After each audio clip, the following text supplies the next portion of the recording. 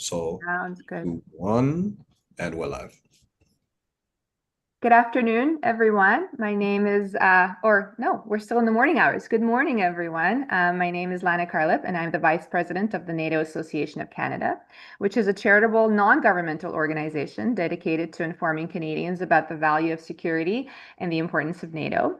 Most Canadians don't give a second thought about their peace and security, and the NATO Association strives to remind our listeners of just that and how this is possible through Canada's collaborative alliance dedicated to maintaining mutual defense and peace.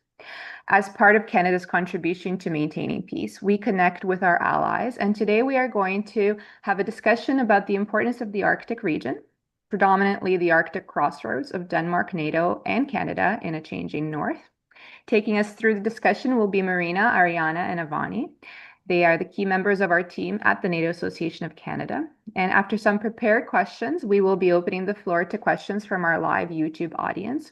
So those of you watching, please start typing in any questions that you may have throughout the discussions in the comments section, and we will address them as we go. And lastly, I should remind you all to subscribe to our NATO Canada YouTube channel and join our membership in supporting Canada's role in NATO and the rules-based international order.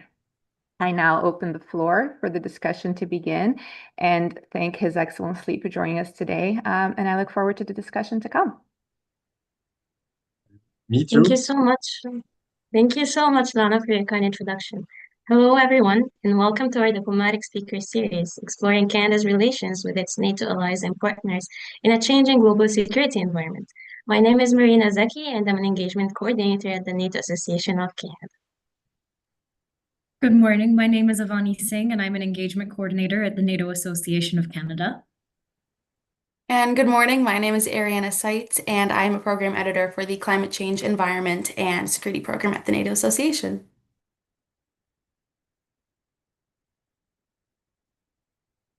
I cannot hear you. Oh, yeah. Now it's better. Sorry about that. We are honored to be joined today by His Excellency Nikolaj Harris, the Ambassador of the Kingdom of Denmark in Canada. Ambassador, thank you so much for joining us today. Now, before we get into the Ambassador's opening remarks, I would briefly like to introduce His Excellency to our audience. His Excellency Nikolaj Harris has previously served as Ambassador to Morocco and Mauritania and has also had diplomatic postings as Deputy Head of Mission in Lithuania, Turikiye, and Egypt. Before coming to Canada, Ambassador Harris served as Director for Consular Affairs and Crisis Management at the Ministry of Foreign Affairs in Copenhagen. Ambassador Harris completed a master's degree in political science and contemporary history with a thesis on NATO's expansion to the east. Following his graduation, he became a plenipotentiary diplomat in Denmark's Ministry of Foreign Affairs, where he was assigned Africa as a region before going on to his diplomatic postings. Ambassador Harris is the son of Danish theater director and actor Preben Harris. As a teenager, he had a role in the Danish television series Matador, playing the son of the character played by his father. Your Excellency, we invite you to begin with some opening remarks before we proceed to the questions. Thank you very much, and thank you for outlining this CV as well. So I don't have a lot to add there, but apart from, of course, thanking you, the NATO Association of Canada, for organizing this event. I believe that it's very timely. And I'm, of course, very delighted to be here to share some of the perspectives of Denmark. As you can see from the photo behind, that is a view over Copenhagen. I'm lucky to be in Ottawa. Not that I don't like to be in Copenhagen, but I'm in Ottawa right now. But I thought it was good to have a little view over the Danish Parliament on my left-hand side. You can see that. As you said, I took up my position as ambassador to Canada in December last year. It has been a very steep learning curve for me the last 6-7 months. A lot have happened in the world, but also here in Canada. We have seen, of course, a new Canadian government, but we have also seen a new president in the White House and trade conflict, talk about the 51st state, and so on. So it has been a very busy 6 and 7 months for me here, but I'm very delighted to be here. It's we are so like-minded, Denmark and Canada, on so many issues, and I'm looking very much forward to contribute to increasing the cooperation between Canada and Denmark, also in the areas that we will discuss today. Denmark is also very busy at the moment because we are in the middle of what we call a diplomatic super year for the Kingdom of Denmark. As you might know, we are a member of the Security Council Denmark from the 1st of January this year. And furthermore, the Kingdom has taken over the chairship of the Arctic Council in May from Norway, who did a tremendous job, and with Greenland in sort of a leading role in that space. Furthermore, Denmark has also, from the 1st of July, we have taken over the presidency of the EU from Poland. That's a huge task, and colleagues in Copenhagen and in Brussels, they will be chairing more than 2,000 working group meetings over the next 6 months, and 45 ministerial meetings Denmark will be chairing. And the Danish presidency, some of the priorities in our EU presidency is very relevant for the topic that we are discussing today, because we will be working for a secure Europe, ensuring that Europe can defend itself and stand in its own right as a geopolitical actor. And we will also be working for a competitive and green Europe. Maybe I can just say that the overall approach in Danish foreign and security policy is to deal with the world as it actually is these days. It's a world that is uncertain, unpredictable, and also complicated. An aggressive Russia, an assertive China, and a US that to some degree is turning a little bit inward and towards Asia as well. And therefore, one of the points that I will make today is, and that Denmark is working for, is that Europe needs to take more responsibility for its own security. And NATO continues to be the cornerstone of Danish defense and security, and a strong transatlantic bond between Europe, the US, Europe, Canada is and will remain the backbone of our security, and we must continue to strengthen the cooperation in the alliance. I think that is it for the introduction. It's a little bit more than I anticipated, but it's also a very interesting world we are living in at the moment. So I will be ready to take your questions. Thank you so much, Your Excellency, for this amazing introduction. Very insightful. And speaking of the amazing word, the interesting word, as you mentioned, that we live in, it's also a very uncertain word. And one way to cope with this uncertainty is through defense spending and increasing defense spending. So my first question would be, Denmark began meeting NATO's 2% defense spending target in 2023, earlier than initially planned, and has pledged to maintain this level through 2030. With NATO now encouraging allies to spend 5% of GDP on total defense-related efforts, including military spending, infrastructure resilience, and civil preparedness, as emphasized at the 2025 Hague Summit. How is Denmark adapting to this broader benchmark, and what areas of defense and societal resilience are being prioritized as part of this expanded commitment? That is a very good question, and a lot of people are discussing the defense spending at the moment as one of the most important aspects in the discussions. Also in NATO, you mentioned the Hague summit, where this was a very important topic.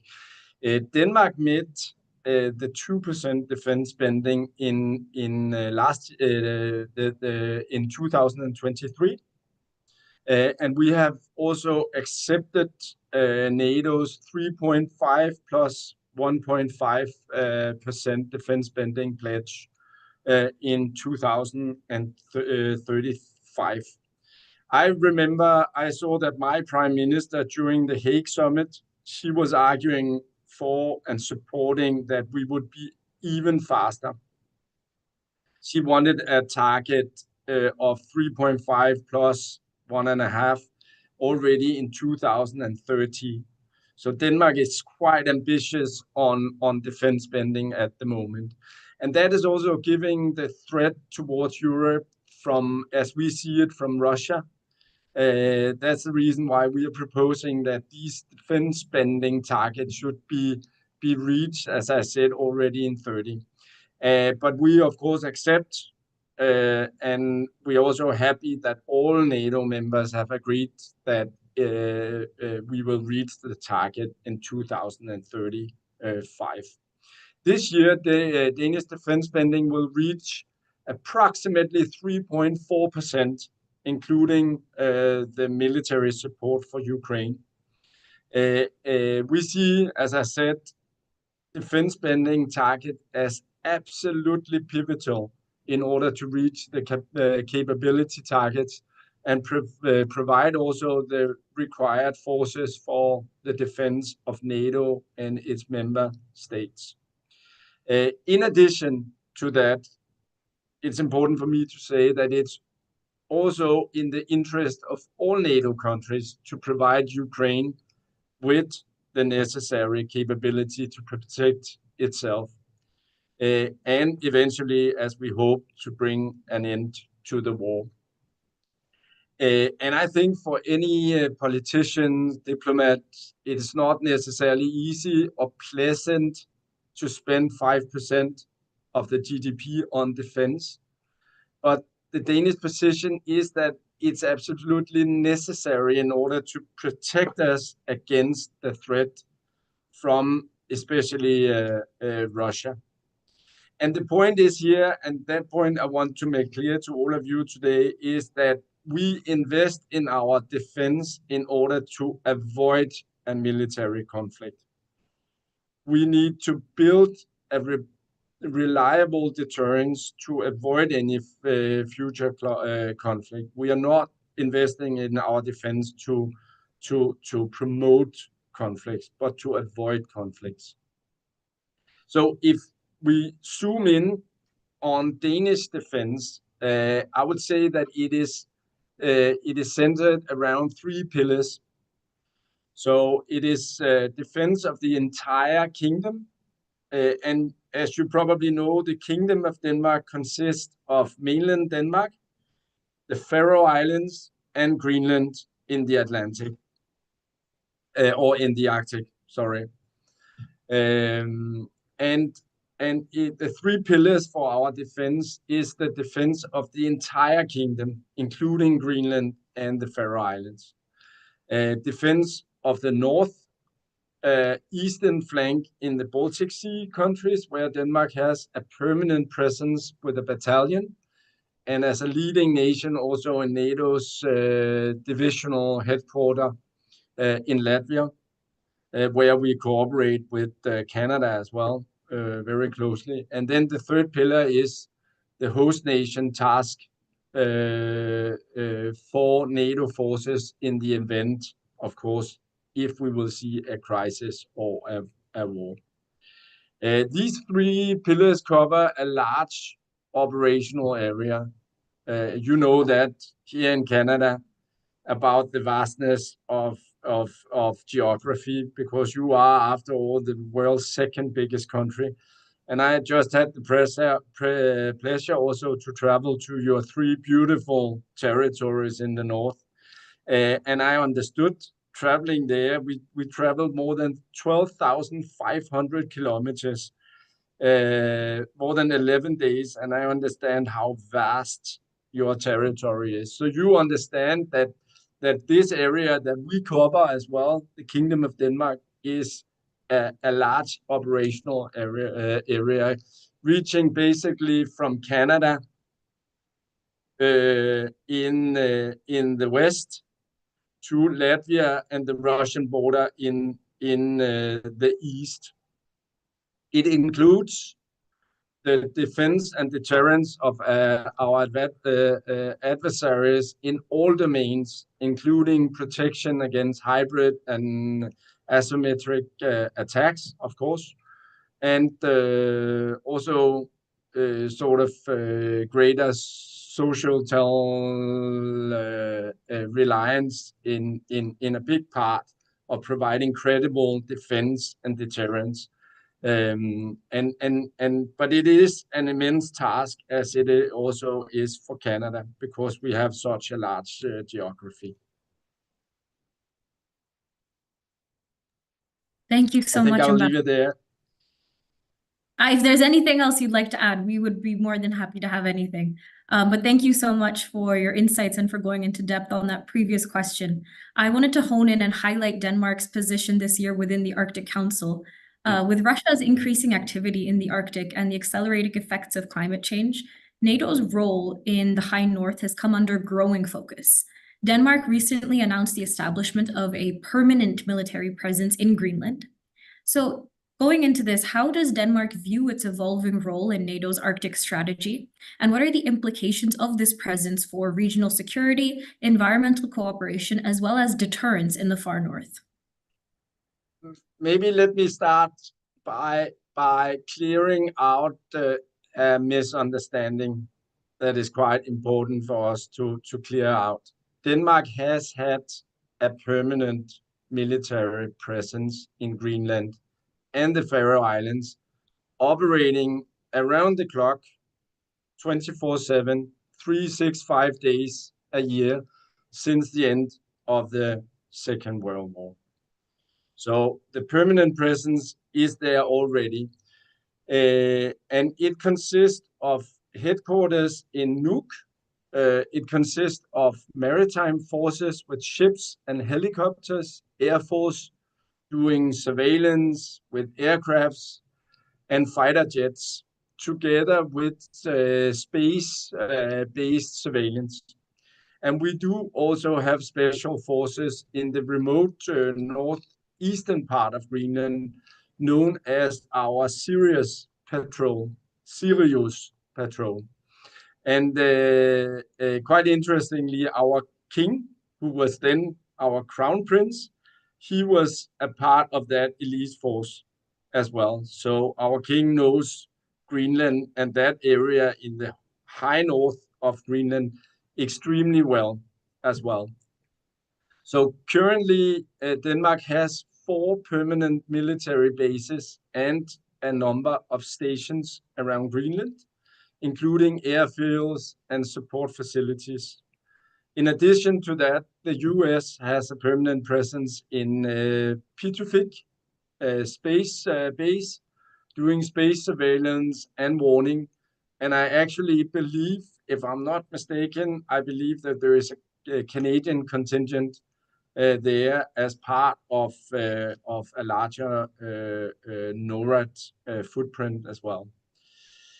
Of course, having said and stressed that we are present and have been for many years, it is clear that we also recognize and agree that this has not been enough. And in light of the geopolitical development and Russia's increasing activities, as we talked about in the Arctic, the need for surveillance and defense in the region, it is increasing. And since 2016, I believe, we have gradually increased our presence in the Arctic. And in February, earlier this year, in February, we made an Arctic defense agreement with new capabilities such as ships, large drones, and space surveillance, and many other capabilities. That package, the Arctic package, as we called that, was agreed in Parliament. It constitutes around 3 billion Canadian dollars. And this is only the first step, because there is another agreement that will be passed through Parliament this year with even more capabilities for the Arctic. So you have seen an increase in Danish sort of engagement militarily in that space, in the Arctic space. Together with our Arctic allies, we welcome, of course, a larger NATO role in the Arctic, including that political guidance, plans, capability targets to a larger extent also incorporates NATO's northern flank, as we would call it. Because the threat from our adversaries cannot be isolated to one single front. Now, we have a lot of focus on the Eastern Front and the Eastern flank, and I'm sure we will discuss that later as well. But it is also important that we are engaged in our NATO's northern flank. And we welcome discussions with our partners, including Canada, on Arctic security. And together with Arctic allies, we do take defense and deterrence of that region extremely serious. Thank you for your response, Your Excellency. I just really want to hone in on this idea of defense cooperation. So my next question for you is, with Sweden formally joining NATO in 2024 and Finland in 2023, completing the Nordic NATO circle, what role does Denmark see for enhanced Nordic defense cooperation within the alliance, particularly in terms of joint capabilities, command structures, or regional defense deterrence strategies? That's also an excellent question. I was so pleased, I can tell you, to see our Swedish and Finnish brothers and sisters joining us here recently. Denmark was, together with Canada, the first to both in our support, but also to ratify the documents in order for having Sweden and Finland on board in NATO. When Sweden and Finland joined NATO, it was, as we see it, a boost for the defense of the entire alliance, because you know where they are situated strategically, geopolitical, very, very importantly, and very, very close, sharing both countries, sharing a border with Russia. And the Nordic countries have been, working together on defense for many, many years. For instance, in what we call NORDEFCO framework, the Nordic Defense Cooperation framework. We've been working very closely together with our Nordic. And with the NATO membership of these two countries, the Nordic cooperation has now become much easier, because we are in the same alliance. And there is a lot of technicality that makes it more easy to cooperate with Finland and Sweden. And we see a potential for further integration in areas like joint capabilities, command structure, and regional deterrence strategies. And you can also see that there is a lot of activities going on between the Nordic heads of governments and foreign minister and defense ministers in this field. a lot of meeting, a lot of activities, and a lot of agreements on enhancing cooperation on security there. Our defense plans have to be aligned with each other. That's how Denmark sees this. And at the same time with NATO, and the decision to place all the Nordic countries under this Joint Force Command Norfolk is a part of that integration, and that's very welcome. So all in all, we see this as a huge contribution. The enlargement with Sweden and Finland as a huge contribution to NATO's defense, but also to the defense of the Nordic countries. Thank you so much, Your Excellency, for expanding on Denmark's relation with its Nordic allies. Perhaps we can focus now on how this cooperation applies when it comes to resolving disputes, especially territorial disputes. And I'd like to focus on the fact that in 2022, Denmark and Canada signed an agreement over the Hans Island, a historic milestone in their relationship, demonstrating their leadership in the region and commitment to resolve disputes peacefully and in accordance with international law, setting a diplomatic precedent in the Arctic cooperation. Do you believe this model of constructive engagement can be replicated in managing future maritime and territorial disputes under the broader NATO framework? I hope so, Marina. I really hope so, because it's a picture-perfect example of how to resolve a dispute.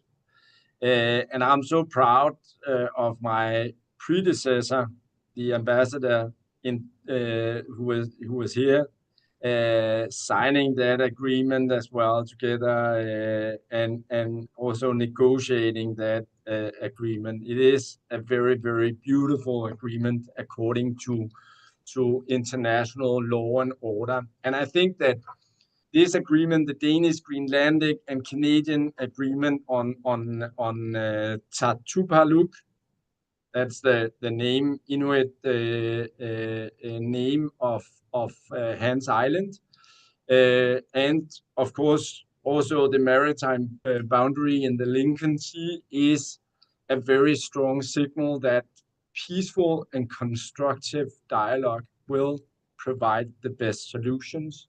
And of course, that we see a huge merit in that being replicated in other cases. I know you have disputes with other neighbors where this precedent could be, of course, an inspiration, I hope. That goes, of course, for the Arctic, but also for the rest of the world. And I hope we can export this beautiful example to the rest of the world as well. And we still firmly believe that a rules-based international order and peaceful agreement always would provide for the best solution of any dispute. And this is also why it's important for Denmark to keep supporting Ukraine's fight against Russia's unprovoked, brutal, and illegal invasion. And I think it's such a contrast to see how we solve this dispute in contrast to what we see in Ukraine. We don't want to see a world where might is right, and that I think would be more a dangerous world for both Denmark and so a good example. Thank you very much, Ambassador. Going off the point you made regarding Russia's invasion of Ukraine, Denmark has been a leader in supporting Ukraine since the 2022 invasion, providing advanced weapon systems, training, as well as humanitarian aid. How does Denmark assess the lessons learned from NATO's support to Ukraine so far? And how are these lessons helping to shape Danish defense planning, as well as NATO's future approach to conventional and hybrid threats in Europe? Well, that's a very good question. As I mentioned before, Denmark is extremely engaged in Ukraine. We are by far one of the biggest donors and supporters of Ukraine, not only per capita, but also in nominal terms, although we are a small country. So when Russia unprovoked, brutally and illegally invaded Ukraine on the 24th of February 22, we saw, as we see, the beginning of a new geopolitical landscape and characterized by uncertainty. And I explained that a little bit earlier, also in my introduction. It's a landscape where a permanent member of the UN Security Council decided to abandon international law and conduct a full-scale invasion, a brutal aggression on a sovereign country for territorial gain. And that's a move I don't believe we have seen in Europe since World War II. The Danish government firmly believes that Putin cannot be allowed to win this war, not only for the sake of course, Ukraine's independence and their brave and resilient people, but also for all of Europe. Because we believe that Putin would not then stop in Ukraine if he was to win. And therefore, we decided early on, and as I said, we have been in the lead on Ukraine to play a leading role in supporting Ukraine, and we will remain doing so until a lasting and justified peace with adequate security guarantees for Ukraine has been negotiated. It is, as you also implied in your question, it is of course important to learn from the lessons of the war.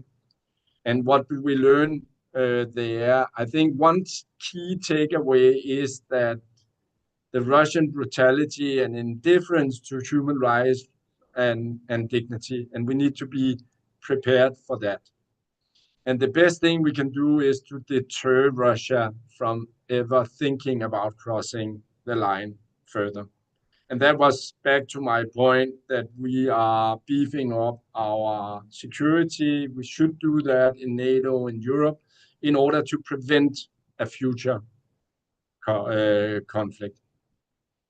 I talked about that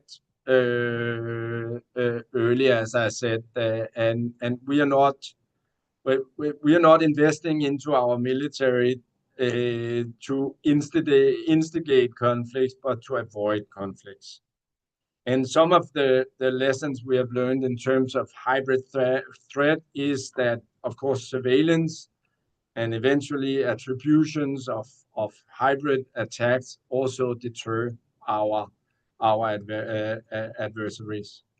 And we need to be better at that, I believe. And when we, talking about the hard lessons from fighting in Ukraine, there is, of course, an ongoing evaluation also about experts in Denmark and the analysis of the battlefield. And we need to take all the lessons identified and take the ones that we deem relevant and make these lessons into lessons learned, so to say. And I believe that one area where we have seen a huge development, it's in the space of drones.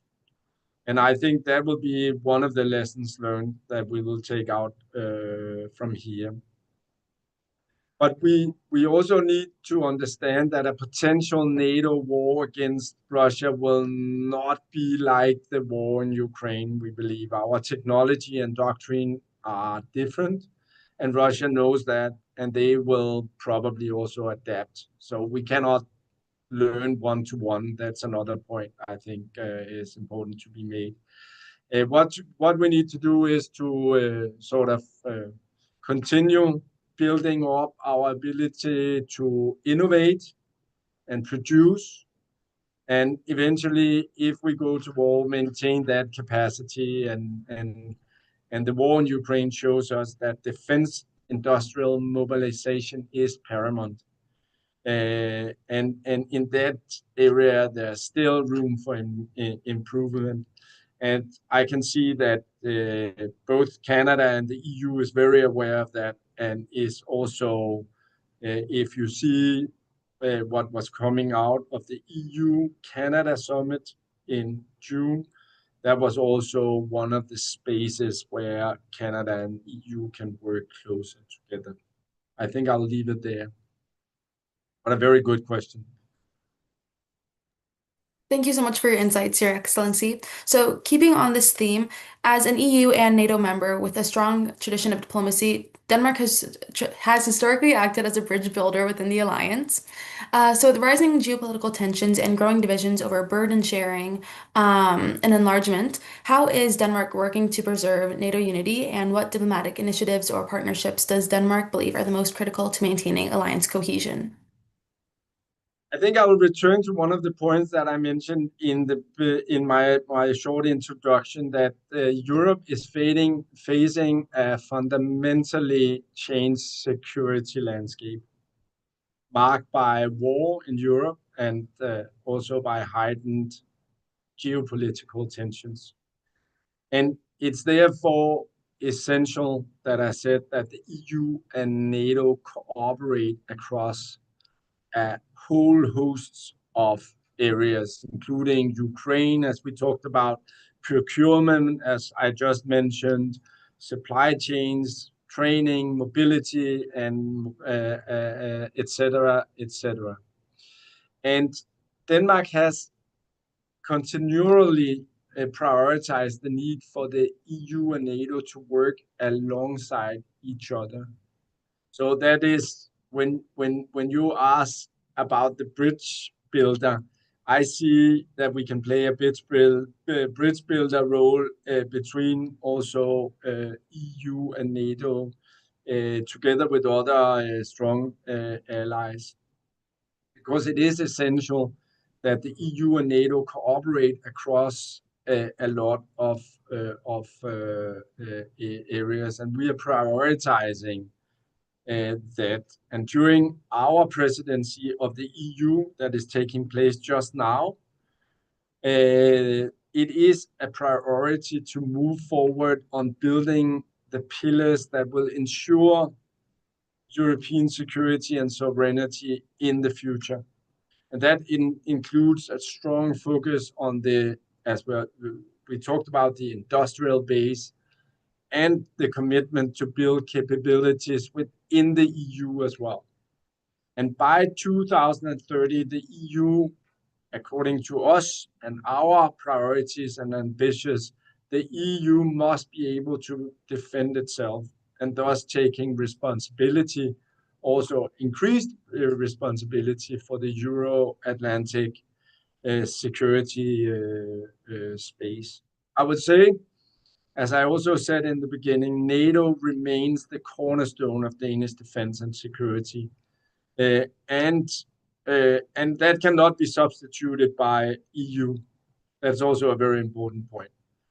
And internal alliance cohesion is therefore a strong priority for us. And we are trying to lead the way by further contributing to NATO's deterrence and defense, especially in our neighboring areas in the Baltics and in the Baltic Sea region, in Eastern Europe, and in the Arctic and North Atlantic as well. And of course, we believe that we must share this burden in the alliance. And I think the discussion of burden sharing that we saw and we have now closed for now with the decision at the Hague summit, as we said, the 5%, 3.5 plus 1.5%. And of course, we are within the alliance, we are cooperating a lot with the Nordic partners. We touched upon that before, but also with the Baltic states. I see Canada in that space as a very important partner. Canada has a partnership in Latvia. We have with Canada. Denmark participates actively in NATO's enhanced forward presence in Latvia, where we have troops and equipment, and these, of course, missions that we share with Canada show our solidarity with the eastern flank NATO members. And since the NATO battle groups are commanded jointly, for example, the Canadian-led multinational brigade, I think I mentioned that before, is placed under the Danish-led multinational division North. That also shows that NATO's unique and interconnected military cooperation strategy. We also believe, lastly, also an important point, that we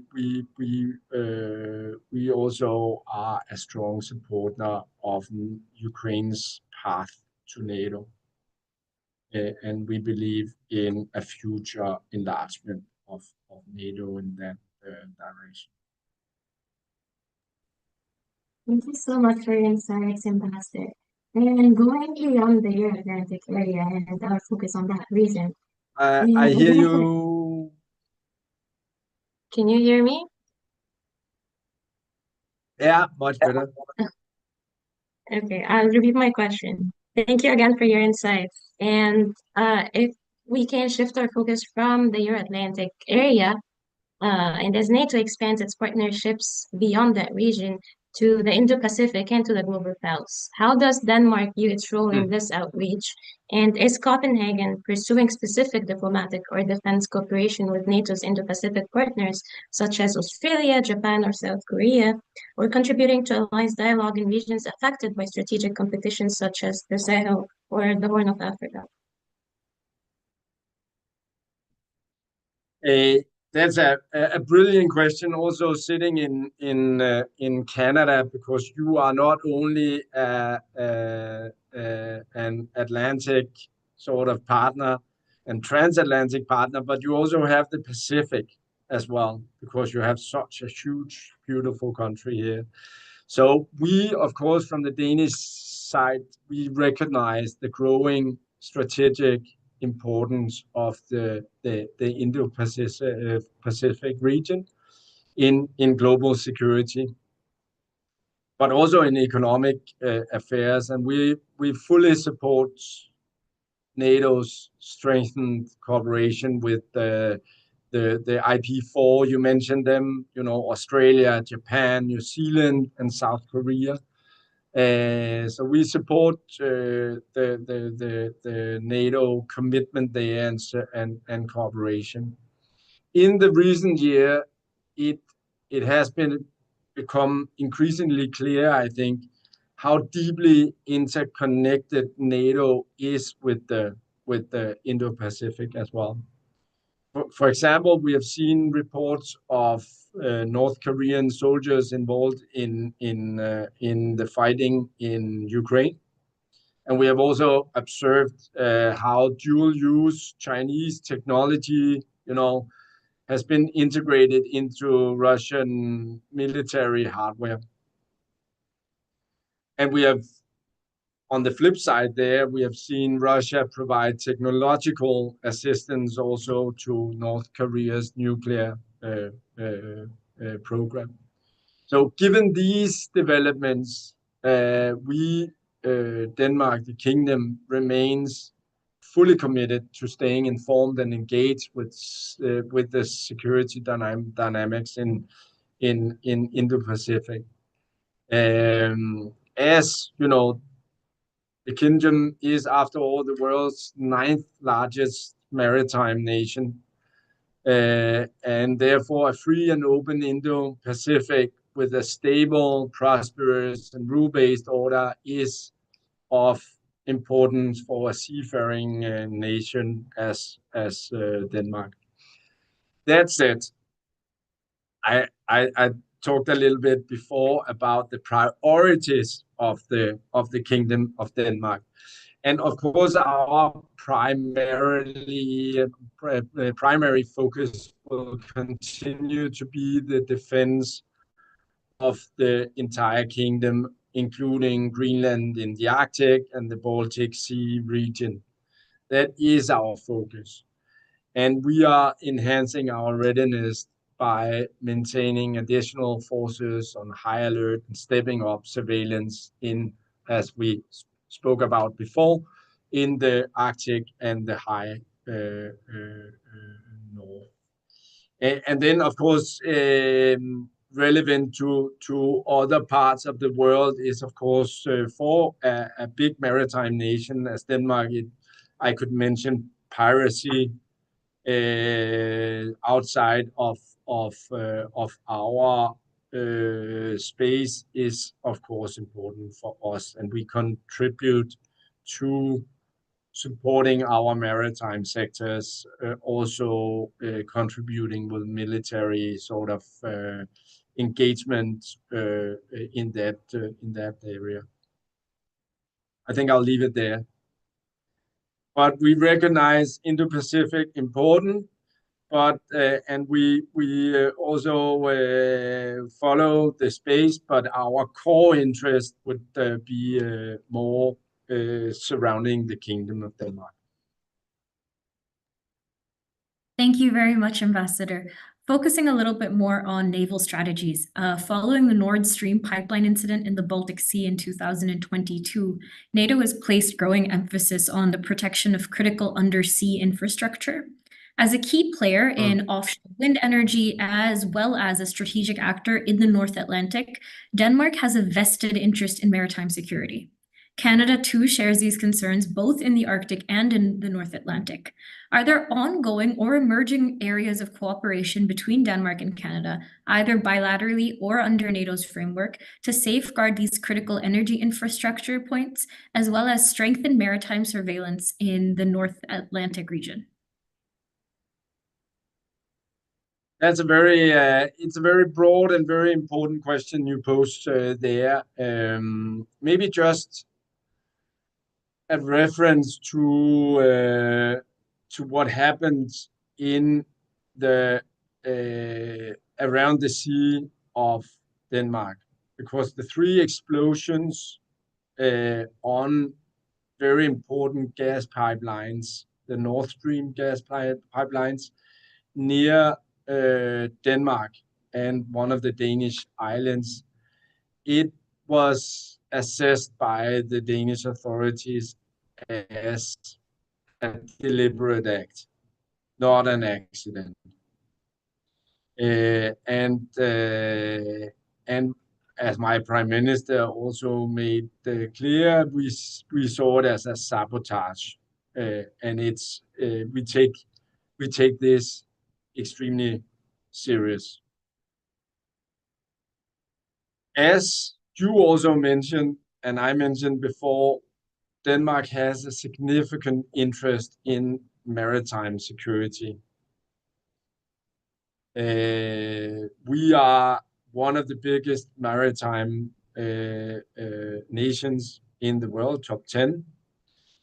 Approximately 60% of our electricity consumption comes from wind energy, and mainly offshore wind energy in the sea. And we are, committed to even further offshore wind in our energy mix. So, securing Danish waters and maritime security is therefore a national priority for Denmark. It is vital for our security, for our economy, and for our energy independence and resilience. In response to these security challenges that you also mentioned, and I described a little bit as well, the Danish government established a new ministry, actually the Ministry of Resilience and Preparedness in 2023. This ministry is tasked with preventing and managing and responding to incidents that threatened the fundamental functions of our society, including energy independence. And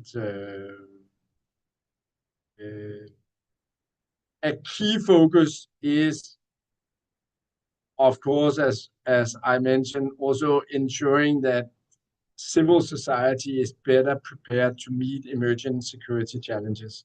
And this includes support from Danish armed forces, the police, emergency services, and civilian, authorities, especially in and around also Greenland. And as I mentioned, we have a particular interest in ensuring that the waters closest to us are both open and safe. And this is especially true in the Baltic Sea, where we saw these incidents on the Nord Stream pipeline, and where the rising tensions in the wake of Russia's full-scale invasion of Ukraine have sort of prompted a heightened degree of preparedness in response to increased levels of, as we see, Russian activity. In addition, and that's quite important to mention, we see Russia's shadow fleet, as you probably have heard about, and that shadow fleet, where they are trying to circumvent sanctions, is a cause of concern, as Russia uses old and probably insufficiently insured vessels for transport of dangerous goods. And that poses, as we see, the major risk to the marine environment but also the marine safety as well. So in 2025, this year, as part also, I don't know whether you saw that, but as part of the G7 declarations from Charleroi, where Joly was, the president of the meeting of G7 foreign ministers in the spring in Charleroi in Quebec. They agreed on a declaration on maritime security and prosperity. And Denmark and the other Nordic Baltic countries, we were invited to join G7 members in a so-called Shadow Fleet Task Force to enhance monitoring and detection and to otherwise constrain the use of shadow fleet in illegal, unsafe, and environmentally dangerous activities. So I wanted to mention the cooperation between Canada, G7, and the Nordic Baltic countries on the shadow fleet. So we have therefore, Denmark has gathered a coalition of allied countries that together are introducing concrete measures against the shadow fleet. It is a very important area for us. And if we look at the North Atlantic cooperation and increased collaboration with Canada, I'm also Denmark entered into a partnership with Canada, Germany, and Norway, where we are focusing on maritime security in North Atlantic. And this partnership allows us to engage in joint training and exercises, knowledge sharing, and that will strengthen our collective capabilities also to address threats in the North Atlantic. So I think I'll leave it there. It was a little bit longer answer because it's such an important area for us as well. Thank you so much, Ambassador. Really appreciate you taking the time to clarify these points and give us insightful answers. Unfortunately, we are running out of time and we won't be able to take questions from our live audience on YouTube. But we thank you so much, Ambassador, for your insights and inputs. And we wanted to express our deepest gratitude and sincere thanks again to you, Ambassador. With that, I'll now give the floor to Lana Carliff, our Vice President of the NATO Association of Canada, for some closing remarks. Mr. Ambassador, your Maybe I can just say that I'm very sorry that I was long in my answers and that we couldn't have questions from the audience. I might come back at a later stage to you, and then we will have fewer questions and more questions from the audience. Thank you. You are welcome back anytime, every month. I personally, I very much enjoyed listening to you. You brought back so many memories. Many moons ago, I was actually in Aalborg on the military base when Denmark was hosting joint exercises, well, NATO and Denmark, and actually Russian troops were in Aalborg for those joint exercises. And I remember getting into a lot of trouble because we kept trying to get to the helicopters. So you brought back some wonderful memories for me, and thank you so much for your candid discussion. I feel like most of the questions that were possibly asked in the comments you really very much addressed, and definitely with gratitude for being so detailed and forthcoming with everything that you were saying and sharing with us. Marina, Ariana, and Avani, thank you so much for guiding us through this interesting and important discussion. Once again, some immense gratitude to Ambassador Harris for his time and everything that he has told us today beyond what the newscasts tell us. And moderators, thank you for this timely discussion. We invite our audience to stay engaged and to subscribe to our YouTube channel. And by the way, to anybody who missed this discussion, it will be hosted on our YouTube channel. So Mr. Ambassador, Your Excellency, please feel free to share this link with anybody that you might deem interested, or perhaps you have students following you, or maybe even some interns in your offices as well. Join us on LinkedIn, Twitter, and make sure not to miss any of our future events. And we encourage you all to stay tuned for our following conversations on Canada's peace and security. We will be hosting a good number of them throughout the summer months. And we hope to see you again very soon, Your Excellency. Thank you again for your time. Thank you. Thank you for having me today, and thank you for good moderation and great questions.